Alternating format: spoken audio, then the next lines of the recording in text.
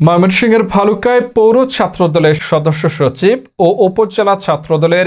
সভাপতি প্রার্থী আদি খান শাকিলের ব্যক্তিগত অফিস শনিবার বিকেলে উদ্বোধন করা হয়েছে।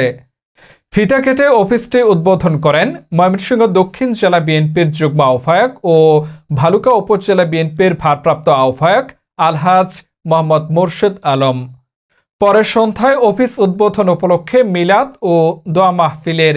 আয়োজন করা হয়। এ সময় উপস্থিত ছিলেন পৌর বিএনপির আহ্বায়ক আলহাজ হাতেম খান, উপজেলা বিএনপির যুগ্ম আহ্বায়ক সালাহ উদ্দিন আহমেদ, মজিবুর রহমান মজু, পৌর বিএনপির যুগ্ম আহ্বায়ক জহির রায়হান, শ্রী স্বপন বণিক, পৌর বিএনপির সদস্য ও সাবেক কাউন্সিলর আমানুল্লাহ তাজুন, আমিনুল ইসলাম পাপ্পু, উপজেলা শ্রমিক দলের সভাপতি সৌমিক হাসান সোহাগ, সাধারণ সম্পাদক শাহ মোহাম্মদ সুজন, পৌর শ্রমিক দলের সভাপতি মাহবুব মোল্লা, সাধারণ সম্পাদক সাদ্দাম হোসেন, ভালুকা পৌর ছাত্রদলের সাবেক যুগ্ম সাধারণ সম্পাদক ও ভালুকা পৌর যুবদল নেতা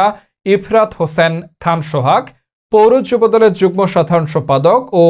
ময়মনসিংহ দক্ষিণ জেলা যুবদলের সদস্য রুহুল আমিন,